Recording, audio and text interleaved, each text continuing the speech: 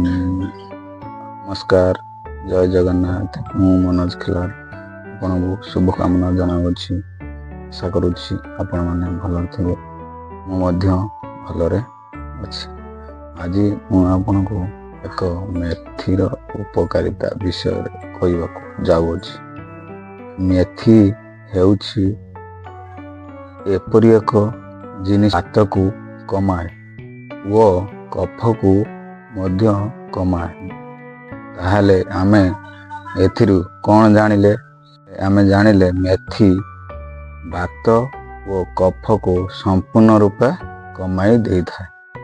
जो लोकर पित्त अधिक होता है से लोक केबे भी मेथी को व्यवहार करने उचित नुहे।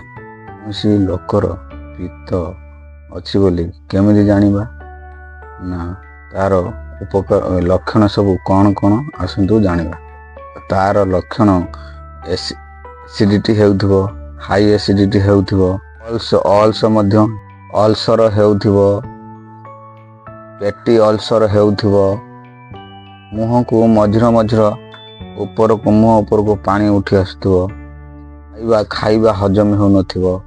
माने खाई सारिबा परे मुहरे 2-3 घंटा खाद्यर बासना मध्य रहुथिबो। आकुडी मध्य मझिरे आपण मानकर आसुथिबो। आउरी अनेक प्रकार लक्षण मध्य आपण मानकर देखा देउथिबो। सबु लक्षण हेउची पित्तर लक्षण अटे। आसंतु जानिबा बातर लक्षण कोन। बातर लक्षण हैला अंटा दर्द करूथिबो, कंबर दर्द करथिबो, कांध दर्द करूथिबो, आंठू गंठी ये सब भी दर्द करूथिबो, आउरी गंठी बिंधा मध्य करूथिबो। ए सब हेले आमार सब बातर लक्षण अटे।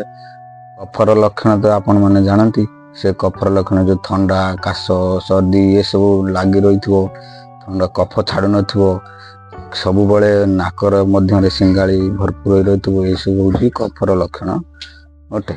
परे आसंतु जानिबा मेथीर व्यवहार किभଳି भाବରେ आपण करि परिबे। मेथी को प्रथमे राति बेले सोइबा पूर्वरु 1 ग्लास पानी रे 1 चामच मेथी को उषुम पानी रे 1 चामच मेथी को पके देबे। ता मध्य सकाळ हला परे आपण ताकू चुबाई खाइबे। पानी के मध्य उपाड़ देबे, मेथी को चुबाई खाइबे।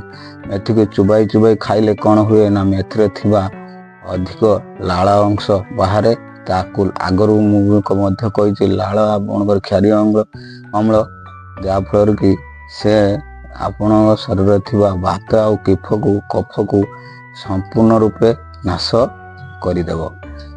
तेणुक आपण यही भाव में मेथी को व्यवहार कले आपण माने बात और कफ रोगरू वंचित रही पारिबे। जय जगन्नाथ।